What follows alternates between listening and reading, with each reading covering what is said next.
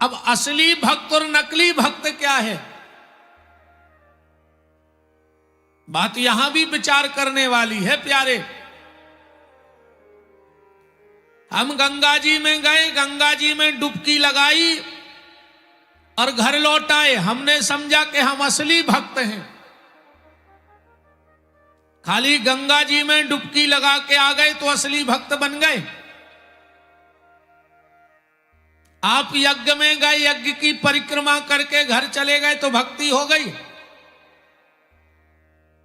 आप कथा में आए, कथा में बैठे उठ के घर चले गए, तुम भक्त बन गए। बताओ, भक्त वो होता है हम जिसकी भक्ति करें, बहुत ध्यान से सुनना, माता पिता की भक्ति करें, गुरु की भक्ति करें, राम की भक्ति करें, कृष्ण की भक्ति करें, शिव की भक्ति करें, तो खाली बात को ऐसे समझो, राम जी के मंदिर हो आए, ये असली भक्ति नहीं है, पर राम जी के बताए मार्ग पे चल रहे हो तो ये असली भक्ति है। बहुत ध्यान से बात को समझना। भगवान कृष्ण के मंदिर हो आए, ये असली भक्ति नहीं है, पर भगवान कृष्ण की बात को अगर जीवन में उतारे हो तो ये असली भक्ति है। भगवान ने क्या कहा है, हमें उस पे चलना है। भगवान ने क्या कहा है, हमें उस पे चलना है। और भगवान ने कहा कि हमें क्या करना है। तो भगवान के कृष्ण ने क्या कहा, कहां मिलेगा, बोले गीता पढ़ो। गीता में भगवान कृष्ण ने कहा है कि तुम्हें ये करना है और वही तुम जीवन में करके देखो। अपने आप तुम्हें लगेगा कि हाँ अब हमारी भक्ति असली हो गई है। तो हम रामायण को खूब मानते हैं, भागवत जी को खूब मानते हैं, गुरु जी को खूब मानते हैं, गीता जी को खूब मानते हैं, पर रामायण की एक नहीं माने, गुरु जी की एक नहीं माने, भागवत की एक नहीं माने। भागवत को खूब मानत, माला पहरा रहे, पैसा चढ़ा रहे, टीका लगा रहे, पर ये में लिखो का है अपन हो जा बिल्कुल नहीं मानने। अकेली भागवत धल्ले मूड पे पूरे गांव में फैलले से होगा, बैकुंठ होता चले जाओ का विमान उतरिया।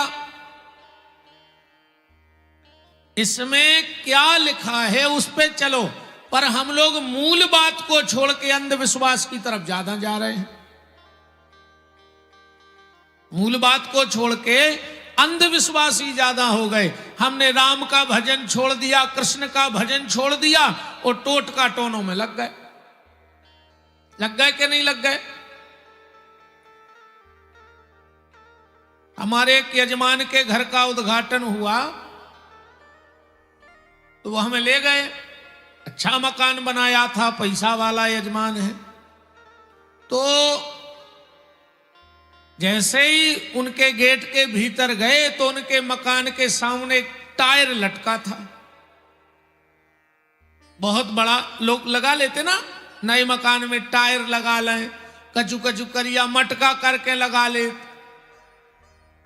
आजकल वे कछु वे स्टेचू से आन लगे हैं, जीवी भी निकरी वे करिया भूत से वे टांग लेते हैं। टांगते के नहीं टांगते? तो उन्होंने टायर लगाया था। हमने कहा ये क्यों लगाया? बोले गुरुजी ये टायर बुरी नजर से बचाता है। हमने कहा अच्छा, टायर टांग लोगे तो नजर नहीं लगेगी, नजर लगेगी तो क्या होगा? बोले मकान चटक जाएगा, मकान चटक जाएगा।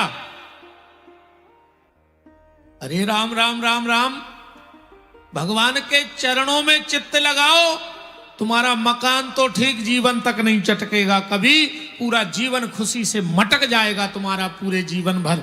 इन अंधविश्वासों में क्यों पड़े हो? बात सिर्फ हम ये बता रहे कि उन्होंने टायर लगाया थोड़ी देर बाद हम बैठ गए तो उनकी माताजी आई नाती को लेके। बोले गुरुजी हमारा जो नाती है कछु झाड़ फूंक कर दे। हमने कहा हम नहीं जाना ये सब चीजें, हम तो भगवान को नाम लेके जानत हैं। ये टोटका टोना गड़ा भभूत जे हमारे बस की है नहीं है।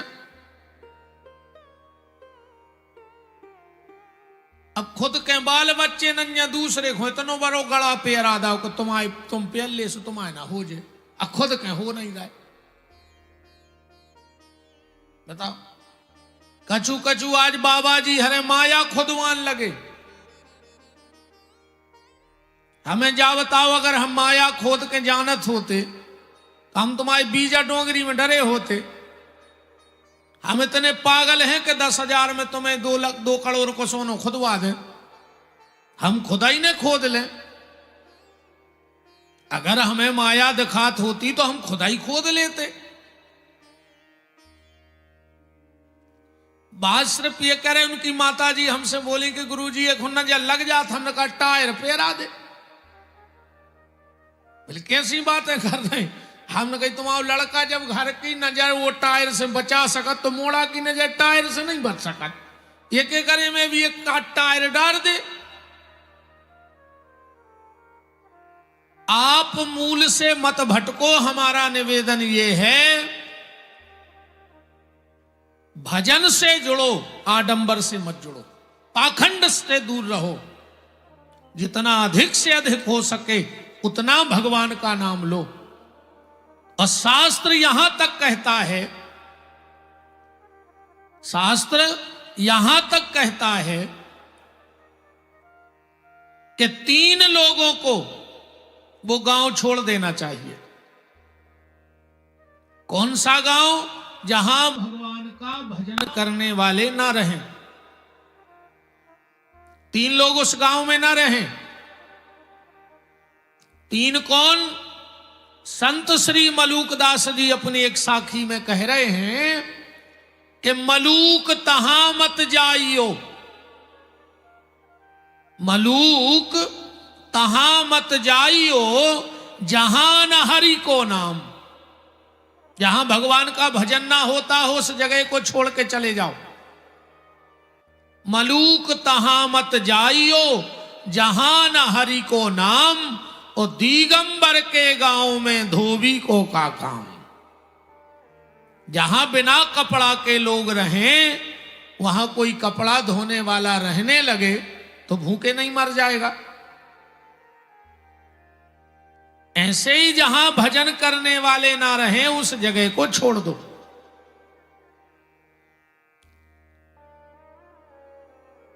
कौन कौन 3 लोग?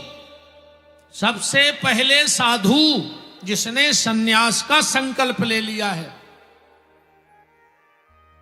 जो विरक्ति का संकल्प ले चुका हो, उसको वहां नहीं रहना चाहिए जहां भजन करने वाले न रहें।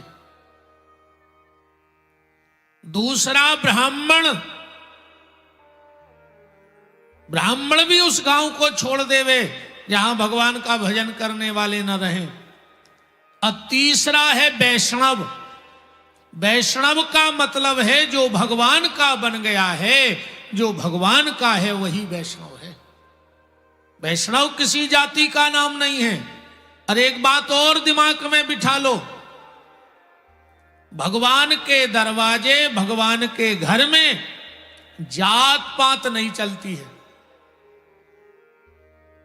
जिस दिन तुम भगवान के सामने जाओगे, भगवान के दरवाजे जाओगे, वहां जाति पाति नहीं चलेगी।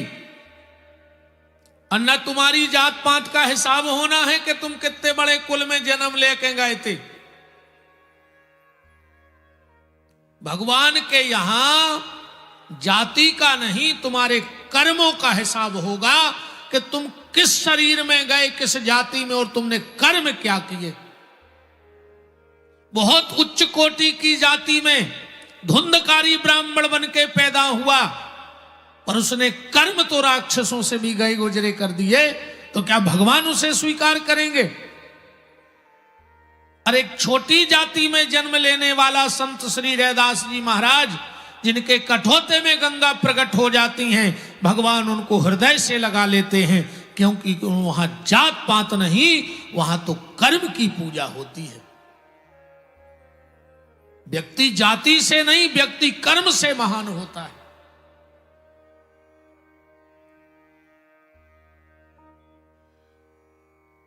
तो वैष्णव वो है जो भगवान का है। तो ये तीन लोग उस जगह को छोड़ करके चले जाएं जहां भगवान का भजन करने वाले ना रहें। और ये मनुष्य तन मिला है प्यारे, तो भगवान का नाम ले डालो चकाचक, बस ये निवेदन है। खूब नाम जप करो।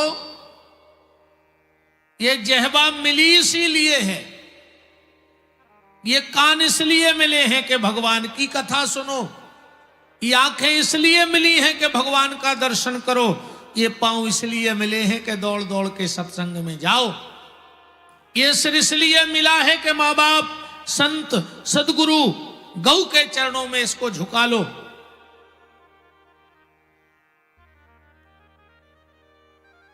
और हमने जानवरों जैसा जीवन जीना चालू कर दिया है, भगवान से बिल्कुल दूर हो चुके हैं हम लोग। खूब नाम जप करो, भक्ति अपने भीतर लाओ। और भक्ति का सीधा सा एक ही मूल मंत्र है, जो भगवान के बताए रास्ते पे चल रहा है वो असली भक्त है, और जो मनमानी कर रहा है वो नकली भक्त है। कल आप भागवत जी के महत्व को सुन रहे थे। देवऋषि नारद चारों तरफ घूमते घूमते वृंदावन पहुंच गए। और जब वृंदावन में पहुंचे, अब वृंदावन की भूमि आहा, धन्य वृंदावनम तेनो भक्ति नृत्य करियसी, जहां साक्षात भक्ति नृत्य करती है।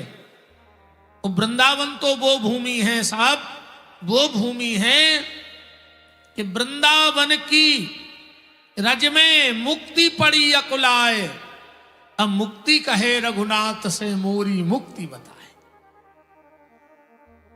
वृंदावन में अगर बोलबाला है तो सिर्फ भक्ति का है, भक्ति की भूमि वृंदावन है।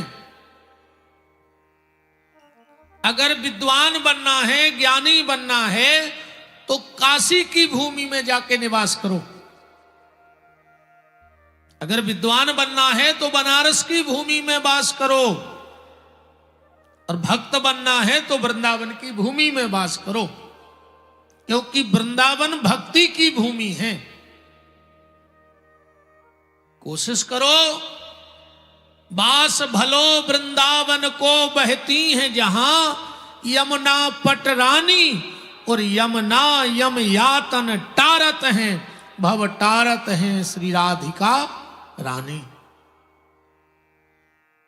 ब्रज में अगर वास करना है, और ठाकुर जी भी चाहें कि वो तुम्हें वृंदावन में वास दे दें, तो ये ठाकुर जी के भी बस की बात नहीं है। वृंदावन में ठाकुर जी भी चाहें कि तुम्हें वास दे दें तो तुम्हें वास नहीं दे सकते। बोले क्यों? बोले बिना राधा रानी की कृपा के, बिना श्री जी की कृपा के आपको वहां वास नहीं मिल सकता है। जिसे राधा रानी चाहे वो ब्रज में वास कर सकता है, बाकी ब्रज में वास संभव नहीं है। नारद जी भक्ति का दर्शन कर वृंदावन में बिहारी जी का दर्शन करके लौट रहे थे, तो पीछे से नारद जी को आवाज आ गई, भो भो साधु क्षणम तिष्ठो मचिन्त्यायामपि नाशयो दर्शनम तव लोकस्यो। ए नारद बाबा रुक जाओ। नारद जी ने पलट के देखा तो क्या देखा कि एक सुंदर सी युवती जिसकी आयु 30-35 वर्ष की रही होगी, 16-16 साल की कन्याएं पंखा डुला रही हैं, और उस देवी की गोदी में 90-90 साल के 2 पुरुष लेते हैं। नारद जी ने जाके पूछा, आप कौन हो और मुझे कैसे पहचान लिया? भक्ति ने कहा, नारद दर्शनम तब लोकस्य, आप संत हो और संत के दर्शन हो जाएं तो गोस्वामी तुलसीदास जी कहते हैं कि संत दरस जिमि पातक टरई, कई जन्मों के पाप संतों के दर्शन से दूर हो जाते हैं। पर अब विडंबना यह है कि संत मिलेंगे कैसे, बात यहां पकड़ना आज की। कलयुग में संत का मिलना दुर्लभ, सबसे ज्यादा कठिन काम है कलयुग में संतों का मिलना।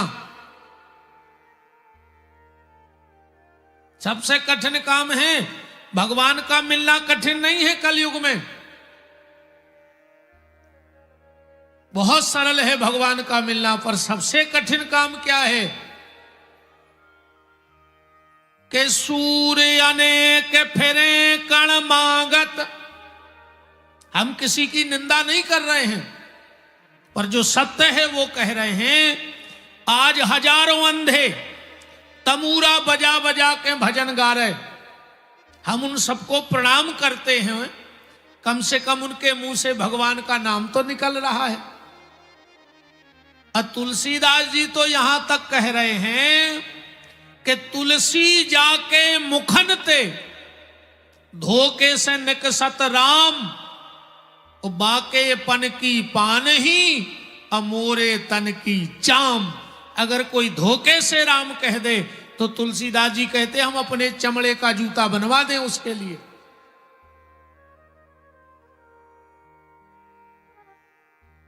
तो हम सबको प्रणाम करते, पर जो सत्य है वो आपसे कह रहे हैं कि सूर्य अनेक फिरे कण मांगत, पे पद सूर्य से सूर कहां। बताओ, वो सूरदास जी स्वभाव है कोऊ में, हजारों फिर रहे तमूरा लाए। पुनि ताल मजीरा बजात फिरी, पर मीरा सी करताल कहां।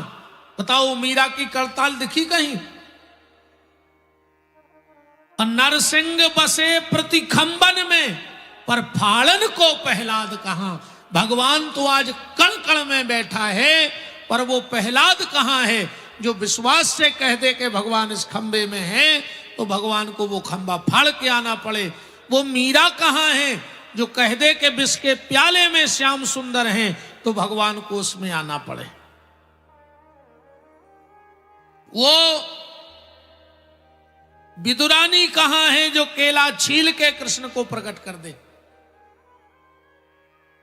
वो रैदास जी कहां हैं जो कठौते में गंगा को कृष्ण के रूप में बुला दे। आज सबसे बड़ी दिक्कत है कि संत कहां मिलेंगे। अब आजकल तो अपन ऐसे भी कहने लगे संत, जब कोनो मर जात है गांव में, कहीं आज फलाने भज्जा शांत तो हो गए, तो पेल का डाकू हते का लुटेरे हते के मारे बे पे शांत भाई। कछु कछु कहते आज वे भगवान को प्यारे हो गए, तो भगवान का चील घर खोले बैठो के मरज जा और हमारे जी को पटकत जा। जिगत मैंने भाई भगवान के प्यारे मर गए काय को लगे मुझे कहा को राक्षस बनो हुई भूत। ऐसे नहीं हुए भगवान को प्यारे। एक पैसा के कागज पे एक चिट्ठिया पे लिखवा दे कि स्वर्गवास होगा, सुबह तो स्वर्ग में बैठे, कहीं कौन नरक में सड़ रहे होंगे। ऐसी चिट्ठिया पे लिखवाए से कच्छू नहीं होने। जे कागज ते चलत है उते नहीं चलत, ने उते कोनो साहब के दस्खत, ने कोनो मंत्री नेता की सपोर्ट, अन्य उते रिश्वत। राम की अदालत में होत ना गवाही, चल है जमानत न कट है फरारी। कोड़ी संगे ने जे है खजाने से, हंसा उड़ जे है कोनो बहाने से। वहां कुछ नहीं चलता साहब। वहां तो तुम्हारे भजन का वजन कितना है सिर्फ ये चलता है।